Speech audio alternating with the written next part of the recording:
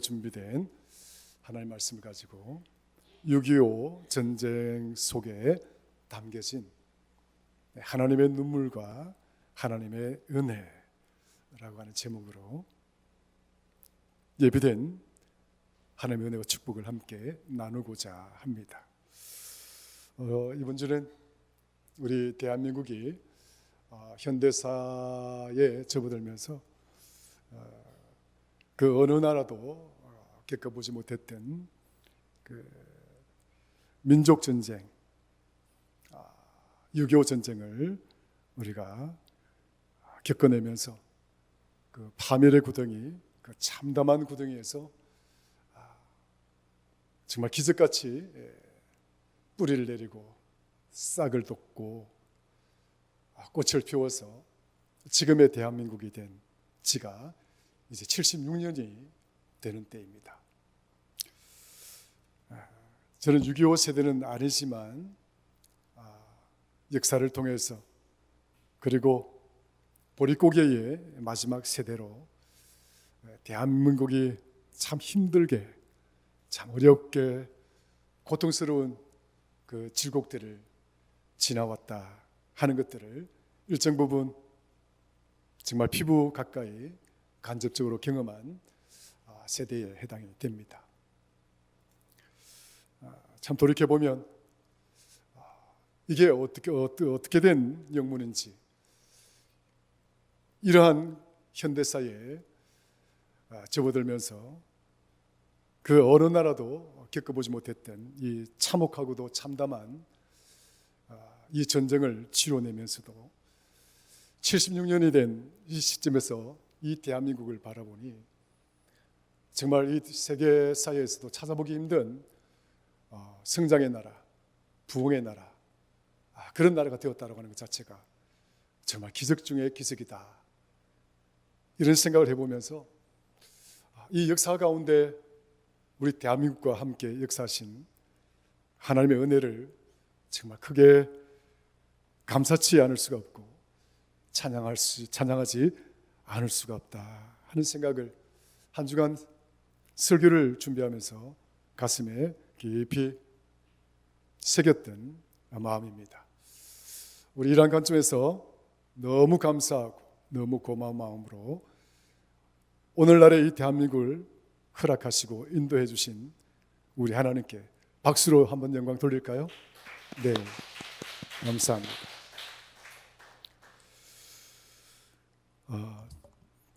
다시 한번 6.25 전쟁의 그 시점으로 한번 되돌아가 보면 6.25 전쟁 1950년도 6월 25일 북한의 김일성 체제, 김일성을 필두로 하는 공산주의 체제가 남한을 쳐들어옴으로써 3년 동안 진행되어졌던 남북 간의 전쟁이었고 민족 간의, 동족 간의 전쟁이었던 현대사에 큰 획을 그었던 또한 전쟁 역사이기도 합니다. 따지고 보면 6.25 전쟁의 그 발단의 그 시점이 도대체 뭔가, 여러 가지 정치적인 목적들도 있겠지만 따지고 보면 공산주의라고 하는 이념으로 무장한 세력들, 그리고 온갖 권력과 야망과 탐욕에 젖어 있는 그런 권력자의 그런 비뚤어진 그런 마음으로부터 6.25 전쟁은 시작되어졌다라고 말씀을 드릴 수가 있습니다. 권력자들은 따지고 보면 늘 야망의 인물들이죠. 우리가 권력자들을 쳐다볼 때 겉으로는 미사여구를 던지면서 백성들을 현혹하고 백성들을 선동하기는 하지만, 그러나 그 권력자들을 마음 깊숙이 들여다보면 정말 평범한 사람들은 이해할 수도 없는 야욕과 그런 탐욕이 가득한 그런 자야, 그런 마음을 가지고 있는 것이 공통된 세계 역사 가운데서 보여주는 지도자들의 모습들이었다 할 수가 있습니다. 우리는 사람을 믿을 수가 없습니다.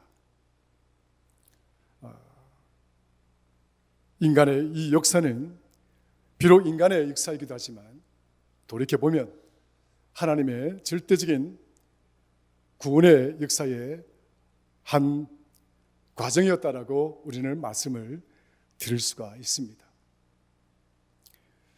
인간의 역사 가운데 온갖 탐욕으로, 권력 욕망으로, 또 온갖 이념으로 무장된 그런 자들이 마치 이 땅에 주체가 되어진 것처럼 역사를 이끌어가는 주체적 세력이라 주장할 수 있을는지 모르겠으나, 그러나 따지고 보면 우리 이 인류의 역사, 인간의 역사는 하나님의 구원사라고 하는 그 거대한 하나님의 역사 속에 있는 한 과정이고, 또 하나님의 손바닥 안에 있는 역사의 한 단면들이라고 말씀을 드릴 수가 있습니다. 6.25 전쟁, 따지고 보면 이 6.25 전쟁은 탐욕과 야욕에 가득 찬 한 지도자가 공산주의라고 하는 이 이념에 사로잡혀서 대한민국을 공산주의화하려고 했던 그런 의도와 목적이 바로 6.25 전쟁의 시발점이었다 하는 사실 우리는 반드시 기억을 해야 됩니다.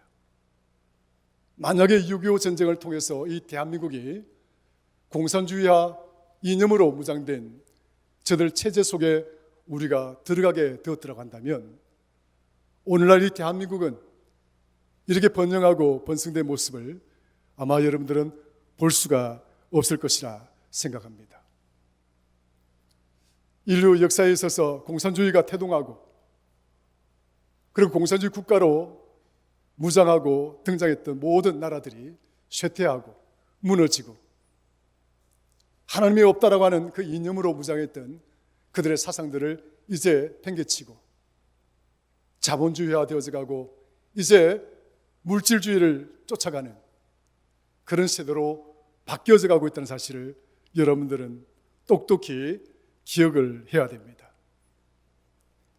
현대사에 있어서 여전히 그럼에도 불구하고 공산주의 이념에 물들어서 그 이념 속에서 탈출하지 못하는 나라, 대표적인 나라가 북한입니다. 그리고 아직도 그 영향권 안에 있는 나라가 중국입니다. 우리는 반드시 기억해야 됩니다. 이 공산주의 이념 체계 자체는 하나님이 없다라고 하는 무신론적 이념이기도 하지만, 공산주의가 추구하고 공산주의가 유도해가는 사회, 그런 나라 속에는 하나님을 예배할 수도 없는 나라, 교회는 존재할 수 없는 나라, 오직 권력을 가진 한 인간에게 복종해야 되고 순종해야 되는 절대주의 권력에 놓일 수밖에 없다는 사실을 우리는 지금도 목격하고 있고, 또 우리는 기억을 해야 됩니다. 6.25 전쟁은 정말 이 대한민국의 역사에 있어서 너무나도 위기적인 상황이었고 너무나 엄청난 위기적인 사태였었습니다. 김일성이 6.25 전쟁을 촉발시키고 3일 만에 대한민국 서울을 점령을 하게 됩니다. 그리고 거의 3개월 만에 낙동강 전선을 남겨놓고 대한민국 전국을 다 장악하게 됩니다. 어떻습니까? 3개월 만에 끝나버린 전쟁이었었어요. 낙동강 전선에서 아무리 발버둥을 치고 몸부림을 치고 버텨봐야 대한민국이 가지고 있는 힘으로는 감당할 수가 없는 것입니다. 이미 이제 김일성은 승리의 축포를 올릴 준비를 하고 있었고, 그런 즈음에 이 대한민국에 도대체 무슨 일이 일어났을까? 아마 여러분들은 알고 계신 분은 알고 계시고 또 모르신 분들은 모르시겠지만은 여기에는 엄청난 큰 두 사건이 있었다는 것을 기억을 해야 됩니다. 그런데 가만히 들여다보면 이 엄청난 6.25 전쟁을 완전히 역전시키고 반전시킨 이 사건 이면에 큰 두 가지 사건이 발생하게 되는데, 그 두 사건을 한번 여러분께 소개를 해드린다면, 첫 번째는 세계 유엔 안보리가 대한민국에 군사들을 보내어서 지금 대한민국이 북한으로부터 침공받은 이 전쟁을 막아야 되고 대한민국을 지켜야 된다라고 하는 결의를 3번이나 하게 됩니다. 1950년 6월 25일 날 전쟁이 터지고 난 다음 6월 25일 날 그날 바로 유엔 안보리 이사회가 개최되게 됩니다. 그런데 희한하게도요, 유엔 안보리 상임이사국은 5개 나라거든요. 영국, 독일, 프랑스, 미국, 중화민국, 지금의 대만이었었습니다. 지금 중공이 아니고요. 그 당시 때는 그 대만이었는데, 근데 이게 여기 상임이사국 5개국이 한 나라라도 만약에 6.25 전쟁에 대한 참여를 반대하게 되면 유엔에서는 그 어떤 지원이나 군사도 파견할 수가 없습니다. 그런데 놀라운 일이 일어납니다. 제이콥 말리카라고 하는 소련 대표가 6월 25일 날 유엔에서 상임이사회 결의를 진행할 그때에 소련 대표가 그 자리에 빠지게 됩니다. 희한한 일이 일어났어요. 물론 뒤에 와서 역사가의 정언이나 여러 가지 증언들을 봤을 때 소련이 정치적인 목적으로 대한민국은 미국하고 중국이라고 하는 나라를 이 전쟁터에 묶어두고 소련은 유럽으로 전쟁을 치르고 했던 그런 야욕이 있었다라고 하는 그런 역사적인 또 정치적인 설명을 하고 있으나 정말 이해되지도 않고 아직도 풀리지 않는 그런 신비한 사건이 대한민국 6.25 전쟁이 발발하고 난 다음 세계 유엔 안보리 이사회에서 벌어진 겁니다. 대한민국을 위해서 유엔 안보리 이사회 상임이사국 5개국이 중에서 소련이 반대 안 하면 중국이 반대하고 중국이 반대 안 하면 소련이 반대하면 소련은 기권하고 이렇게 돌아가면서 대한민국과 관련된 모든 결의들을 반대해왔던 유엔의 역사 아니겠습니까? 지금도 여전히 소련이 반대하면 중국은 기권하고 중국이 반대하면 소련이 반대하는 그런 정치적인 역학 속에 이 대한민국이 놓여 있는 거예요. 5개 나라 중에서 한 나라라도 거부하면 그 결의는 무효가 되는 거예요. 그런데 희한하게도 제이콥 말리카가 소련의 대표단이 참석을 하지 않습니다.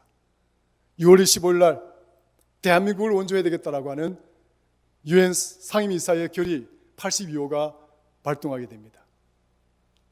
그리고 이틀이 지난 6월 27일 날 제2차 발동을 하면서 이제 대한민국에 많은 원조를 해줘야 된다. 지금 대한민국이 굉장한 고난에 놓여 있고 많은 국민들이 어려움에 처해져 있으니까 이 백성들을 도와줘야 되고 식량을 원조해 줘야 되고 의료 지원단을 보내고 이런 민간 차원의 이런 지원단을 보내기로 결의를 합니다.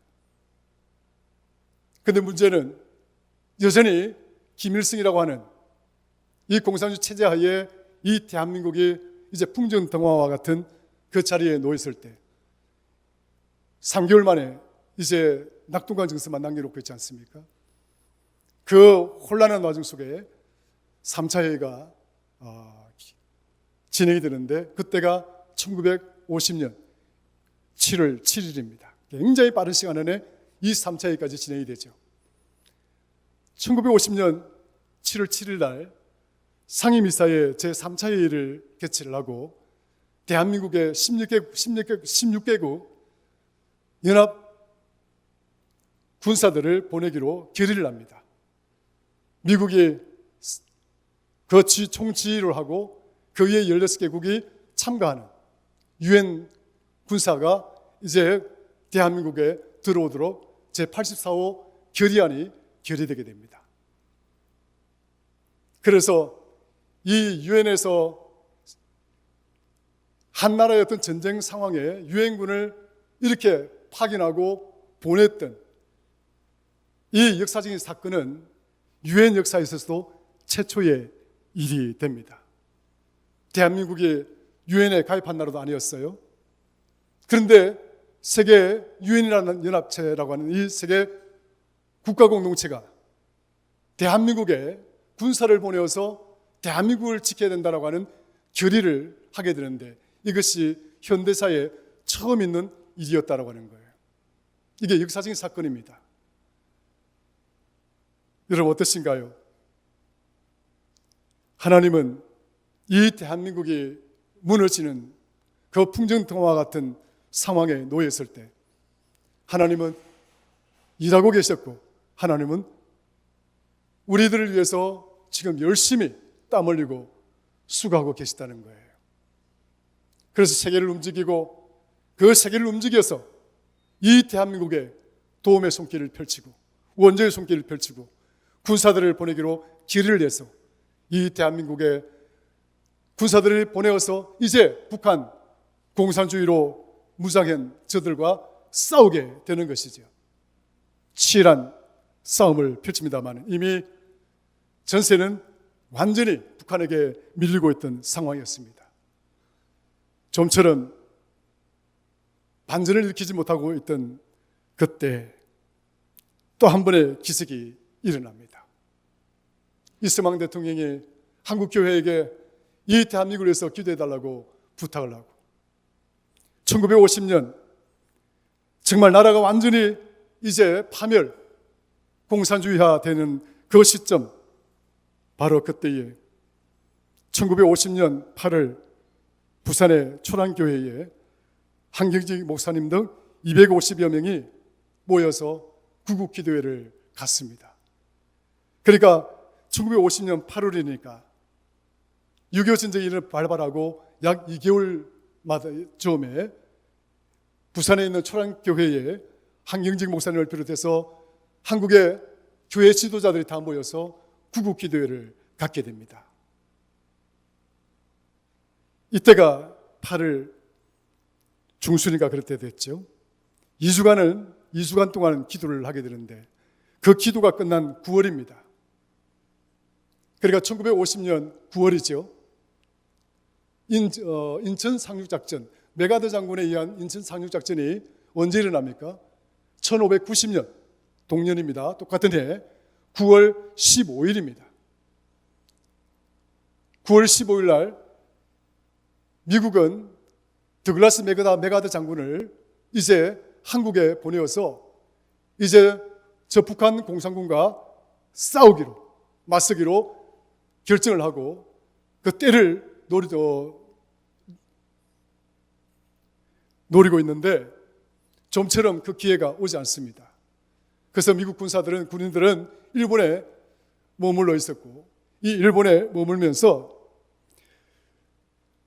더글라스 메가더 장군은 어떻게 하면 한국에 이 미군들을 데리고 가서 저 북한들을 뭔가 맞서야 되는데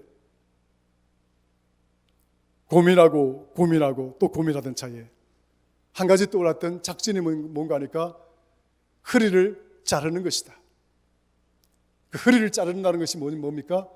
대한민국 이미 낙동강 만나면 기록고 다 북한에 점령당하고 있는 상황에 인천이라고 하는 곳을 들어가서 그 남과 북의 허리를 잘라버리고 그래서 남한쪽에 있는 북한군들은 보급을 받지 못하게 만들고 완전히 스스로 말라 죽게 만들고 위로는 미군들이 총공세를 펼쳐서 올라가면 대한민국은 얼마 가서 회복할 수 있다.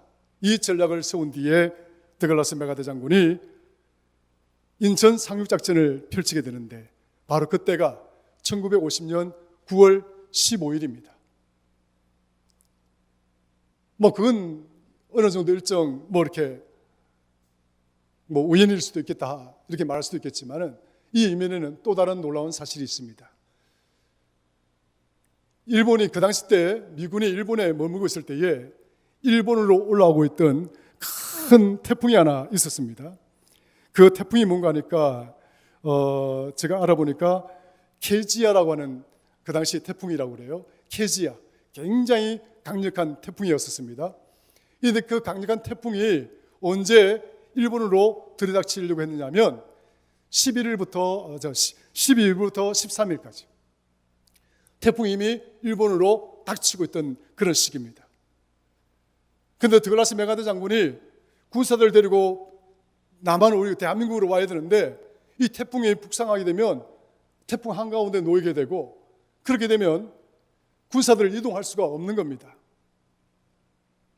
그런데 놀라운 일이 펼쳐졌습니다.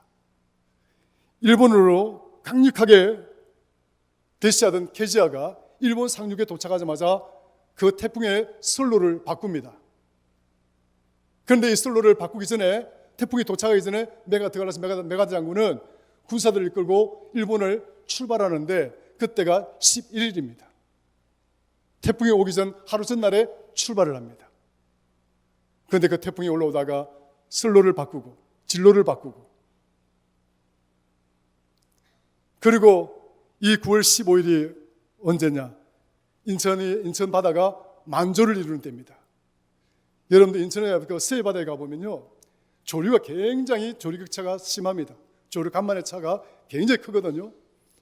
그러니까 만조가 되면은 해안가까지 이게 바닷물이 들어오지만, 이 간조가 되면 물이 빠져나가면요, 저 멀리까지 그냥 바닥이 그냥 드러나잖아요. 수메타, 10여 메타까지 이 차이가 나는 거예요, 높이가. 남해나 동해는 그렇지 않아요. 간조의 차이 크지가 않습니다. 근데 서해로 만약에 이 배가 들어오려고 그러면요, 이게 조수간만의 차를 잘못 맞추면 들어올 수가 없는 거예요. 9월 15일 맞춘 이유는 그때가 만조일입니다. 태풍이 겹치고 만약에 그랬다고 한다면 결코 아무리 미국이라 하지만 거기에 들어올 수가 없는 거예요. 그런데 놀라운 일이 펼쳐졌습니다. 메가드 장군이 이끄는 미군이 9월 15일 날 인천 상륙에 성공을 하게 됩니다.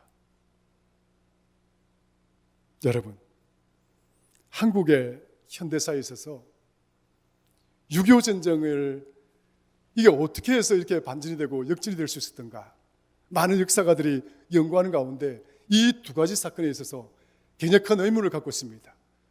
그리고 이 두 가지 사건 중에 이 인천 상륙 작전은 굉장한 전략적인 그런 칭송을 받는 군사작전이거든요. 그런데 이 군사작전이 이면에는 이건 우리 인간이 상상하지도 못하는 놀라운 신비로운 일들이 이 사건에 개입이 되어졌다는 사실이 역사적으로 밝혀졌어요. 제가 지금 여러분께 말씀드리는 것은 그냥 들려지는 이야기, 그냥 예화로 사용하는 이야기. 저는 예화를 잘 사용하지 않습니다.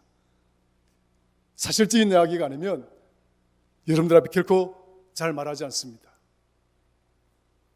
이거는 역사적인 팩트를 가지고 있는 사건이었고, 그래서 이 대한민국의 6.25 전쟁이 반전을 일으키고 서울을 곧 수복하고, 그래서 전쟁이 치고받는 공방전 속에서 이제 38선이 나뉘어지게 되고, 그 전쟁이 끝난 1953년 이후 벌써 뭡니까?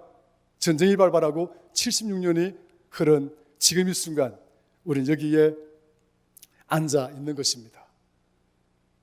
돌이켜보면 하나님은 사람을 통해서 역사하시는 분입니다. 그러나 하나님은 나라를 선택하셔서 역사하는 분이시기도 합니다. 인간의 역사, 인류의 역사는 하나님의 역사입니다. 구원의 역사입니다. 아무리 세계가, 미국이 제국주의의 가장 강력한 힘을 가지고 세계를 지금 휘두르는 그런 강력한 나라가 되어서 역사를 마치 이끌어가는 것처럼 보이는지 모르겠으나, 따지고 보면 그 또한 하나님의 손길 속에 놓여 있다는 사실을 우리는 기억을 해야 됩니다. 예수 그리스도께서 십자가에 못 박혀 돌아가신 이후 인류의 그 이후의 AD, 예수님 이후의 인류의 역사를 한번 살펴보십시오. 그 모든 역사의 주체적인 세력들이 누구였는가요? 기독교였었습니다. 예수님 이후에 이 인류의 역사, 이 현대사까지 이끌어오는 가운데 마치 이 땅에서 주체적인 역할을 하고 이 역사를 이끌어왔던 모든 세력들이 기독교 세력들이었다는 거예요.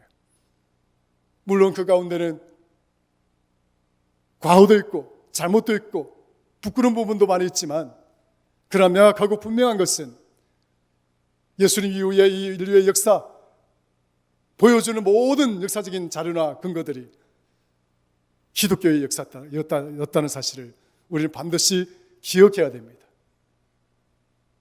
로마가 세계를 정복하고, 그리고 유럽이 기독교화되면서 중세 기독교가 전 세계를 장악하고, 그랬던 모든 유럽의 역사가 유럽이 그래서 큰 힘이 된 나라들이었고, 그 세력의 힘이 지금 어디로 갔습니까? 미국으로 넘어가 있는 거 아니겠습니까? 미국이 어느 나라예요? 무슨 나라예요? 기독교의 나라입니다.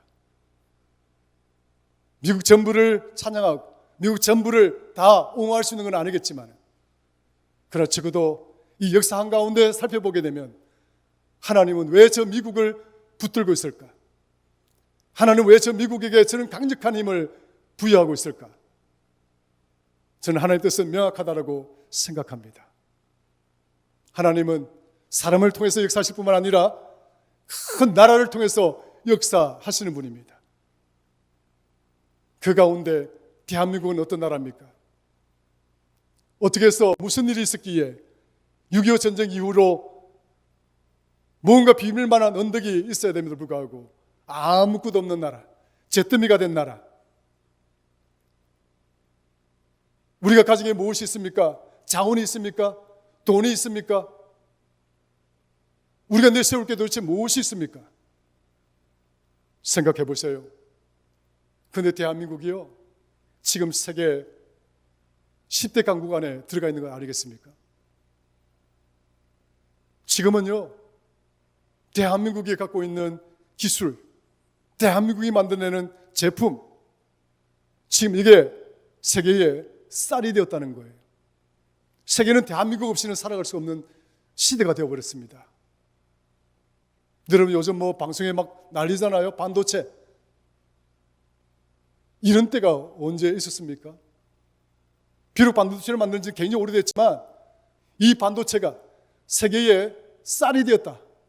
이제는 대한민국이 반도체 없이는 세계는 한순간도 한 발자국도 나아갈 수가 없는 그런 시국을 맞이한 거예요. 이런 나라가 도대체 어디 있나요? 생각을 해보면 그뿐이 아닙니다. 세계에서 미국 다음으로 선교를 가장 많이 한 나라가 어느 나라입니까? 대한민국이에요. 도대체 대한민국 무슨 일이 있었던 건가요, 여러분들? 유교가 지배하고 불교가 지배했던 나라. 그런데 6.25 전쟁 이후에 이 대한민국에 1,000만이라고 하는 기독교인들이 발생되고, 그리고 세계 선교를 미국 다음으로 제일 많이 하는 나라고 변모를 하게 되고,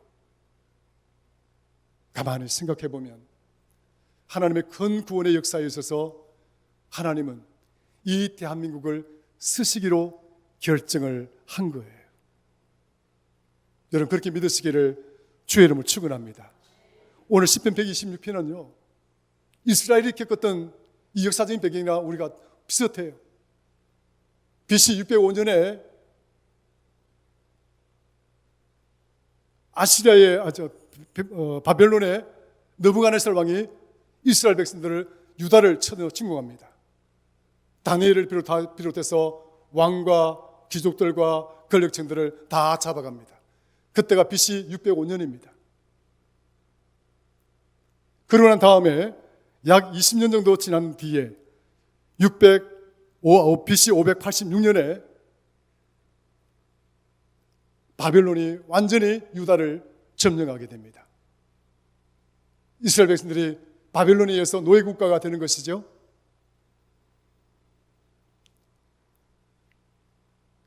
이 와중에 BC 538년, 약 70년이 못 되는 약 68년이 흐른 즈음에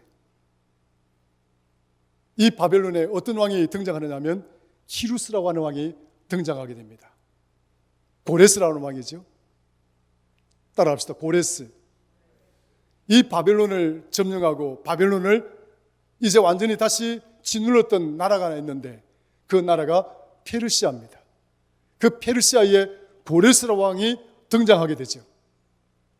그러니까 이스라엘 백성들이 바벨론에 의해서 완전히 멸망당하고 70년이 흐른 즈음에 페르시아라는 나라가 그 바벨론을 점령하고 이 페르시아 왕이었던 고레스가 키루스라고 합니다.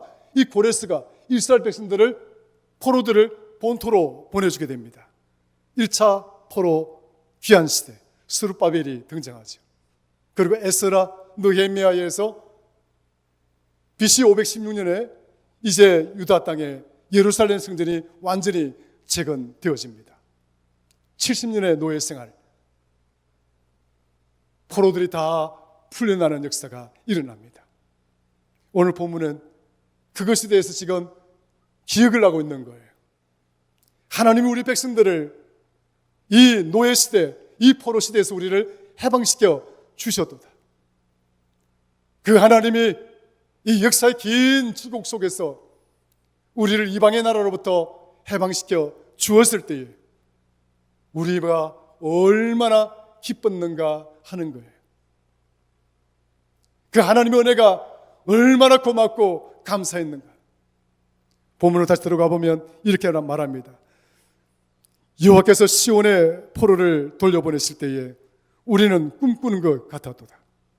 그때에 우리 입에는 웃음이 가득하고 우리 혀에는 찬양이 찼었도다. 그때의 문나라가 가운데서 말하기를 여호와께서 그들을 위하여 큰 일을 행하셨다 하였도다. 여호와께서 우리를 위하여 큰 일을 행하셨으니 우리는 기쁘도다. 할렐루야.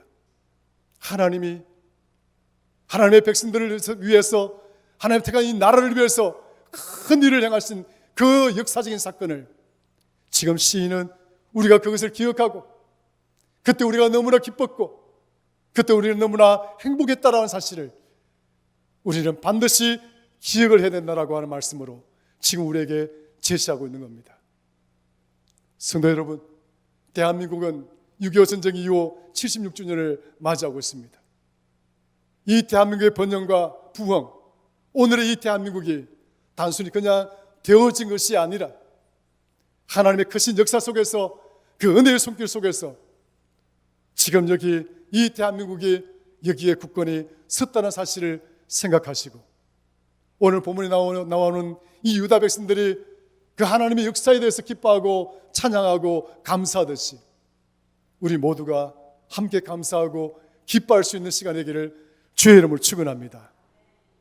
비록 과거에 6.25 전쟁은 아픈 역사였고 우리에게는 정말 참담하리만큼 고통의 역사였지만 그러나 하나님은 그 아픈 역사를 반전시켜서 이 대한민국에 하나님의 교회를 가는 곳곳마다 세우시고 기도하는 백성들을 세우시고 복음을 증거하는 선교사들을 세우시고 복음의 나라로 만들어 주셔서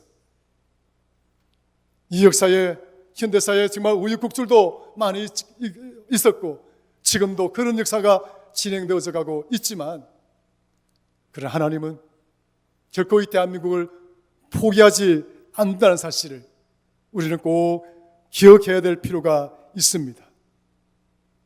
이 작은 나라가 세계 제2의 복음의 나라요, 선교의 나라로 기도하는 나라요. 이것이 1950년 6월 25일 6.25 전쟁이 발발하고 76년이 지난 우리의 모습, 우리의 현재 모습입니다. 지금 여기 우리의 모습들을 돌이켜보면 정말 부끄러운 모습들 많이 있죠. 첫 번째는 우리는 그때 6.25 전쟁을 통해서 이 대한민국을 지켜주신 하나님의 은혜를 기억해야 됩니다. 하나님의 은혜를 기억하는 저와 여러분 되기를 주의 이름으로 축원합니다. 뿐만 아니라 이 대한민국을 위해서 함께 기도하는 정말 하나님 앞에 무릎 꿇고 하나님의 정의와 하나님의 공의를 선포할 수 있는 교회가 되고 하나님의 정의와 공의가 이 땅에 강물처럼 흘러넘치도록 우리가 더 많이 기도할 수 있는 교회가 되고 그런 성도가 되도록 우리가 함께 기도하는 성도가 될 수 있기를 주의 이름으로 축원합니다. 대한민국은 빚을 많이 졌습니다. 위태롭고 이 고난 가운데 놓여졌을 때에 세계는 대한민국을 돕기 위해서 군사들을 보내었고 이 군사들은 남의 나라를 지키기 위해서 이 땅에 피를 뿌렸습니다. 우리는 그러한 빚을 지고 있는 나라입니다. 세계에 대하여 약하고 힘없는 나라에 대해서 우리 또한 함께 하나님의 사랑을 나누고 가장 큰 사랑은 저들에게 복음을 전하고 예수 그리스도의 사랑을 전하는 것일 거다 생각합니다.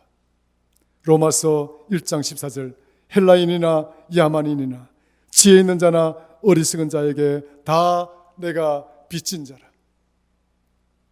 대한민국은 그런 빚진 자의 마음으로 살아야 됩니다.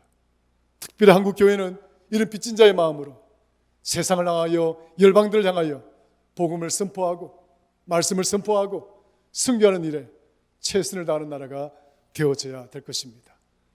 6.25 76주년을 맞는 오늘 우리는 이 대한민국을 향하신 하나님의 은혜를 깊이 기억하시고 두 번째는 이 대한민국을 위해서 함께 열심히 기도하고 세 번째 우리가 받은 바 그 은혜를 함께 나눌 수 있는 그런 대한민국, 그러한 교회, 그러한 저와 여러분 될 수 있기를 주의 이름으로 간절히 축원합니다.